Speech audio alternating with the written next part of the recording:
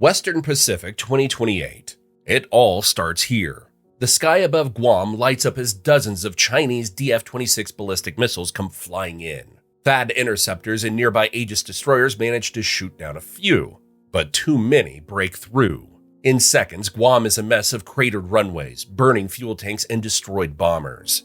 At the very same moment, a Russian Yeltsin-class submarine in the Arctic fires a spread of Caliber cruise missiles towards Alaska. Fort Greely's defenses are built to stop long-range nuclear missiles, not low-flying cruise missiles.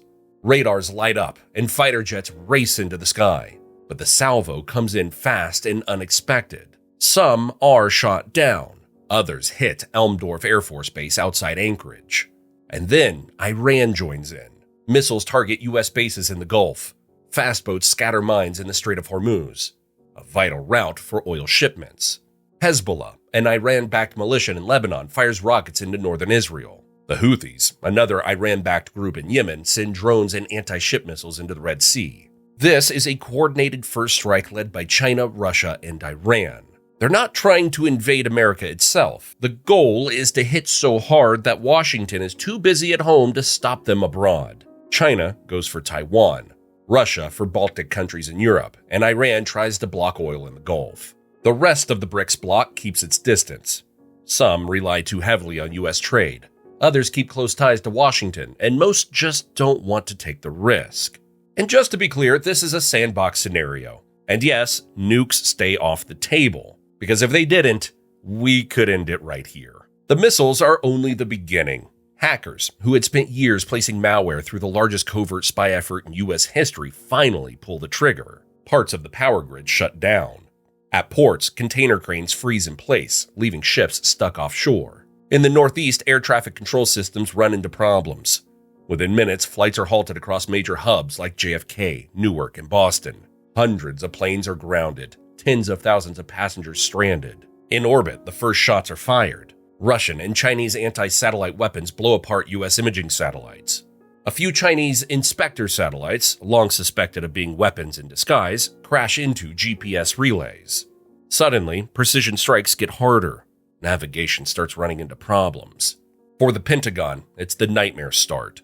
Radar blind spots, slower targeting, and enemies hitting everywhere at once. Let's pause, because what happens next depends on what each side actually has to fight with. On paper, BRICS has the initiative. China brings the world's largest navy, a massive army, and a missile arsenal designed to keep the U.S. far from Asia. Russia, worn down by the war in Ukraine, still has thousands of tanks and artillery, and has a huge production capacity behind it. Iran adds regional reach with drones, missiles, and militia groups across the Middle East. But standing against them is the biggest economy in the world, the United States. It spends more on defense than China, Russia, and Iran combined. It has 11 aircraft carriers, the largest submarine fleet in the world, and a global logistics system none of its rivals can match. Its air power, F-22s, F-35s, B-1 Lancers, and B-2s remains the sharpest edge in modern warfare.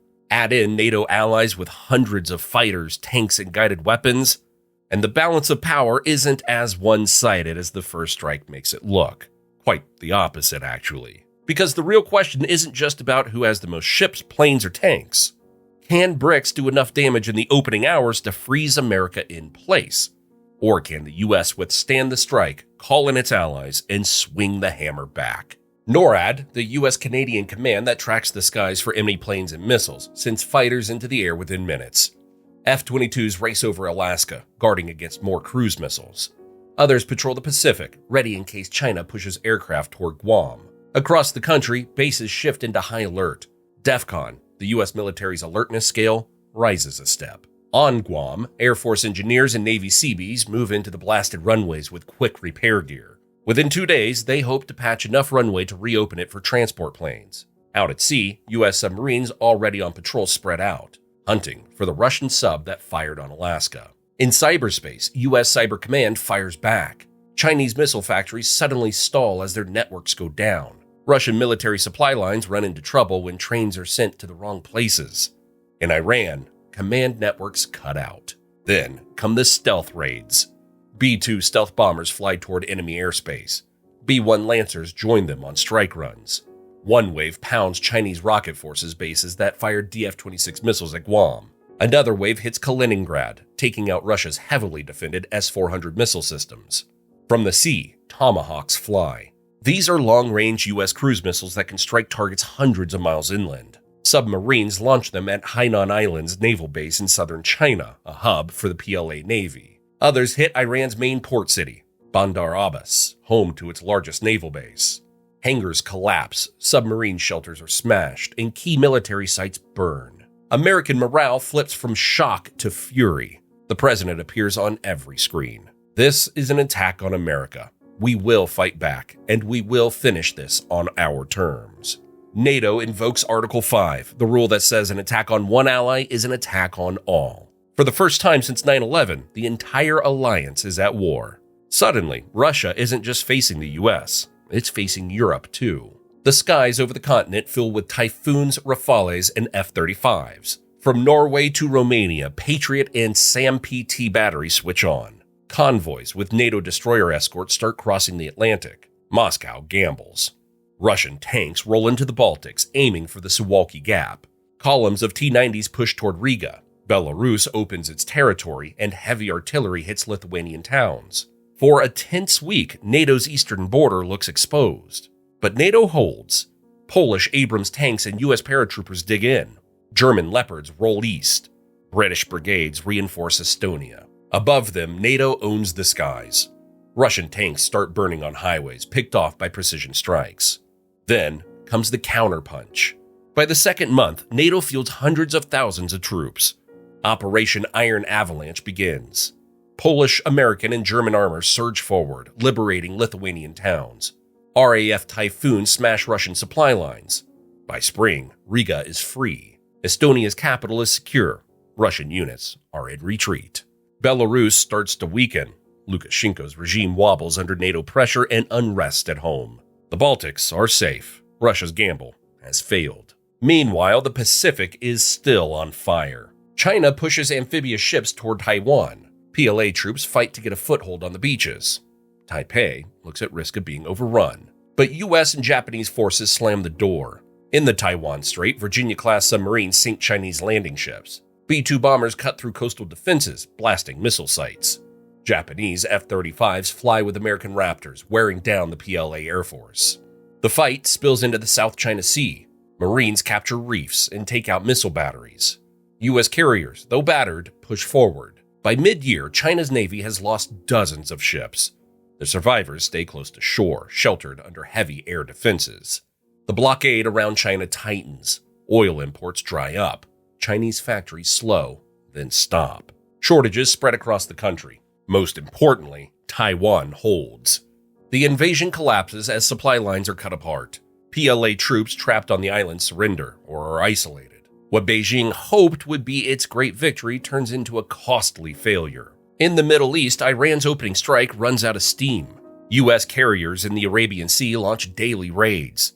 The port city of Bandar Abbas is left in ruins. IRGC speedboat bases along the coast are turned into smoking wrecks. Israeli intelligence helps pinpoint missile launch sites.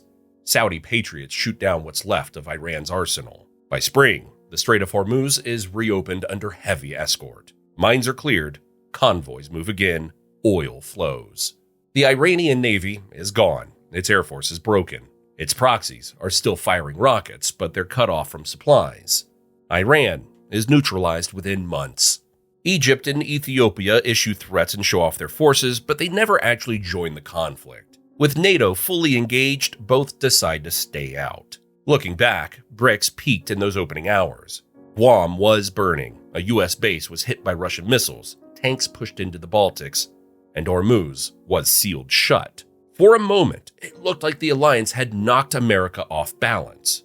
But the tide turned quickly. NATO counterattacks freed the Baltics. Taiwan held. Hormuz reopened. By month 3, BRICS was bleeding assets it couldn't replace. Its unity cracked.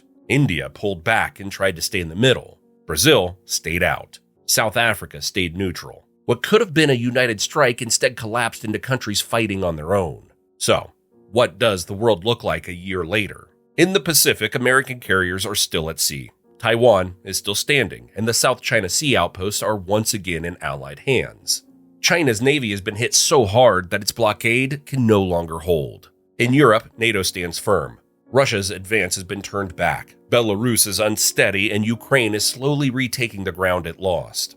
Moscow's army is badly weakened, and its economy is falling apart. In the Gulf, Iran's threat has been broken.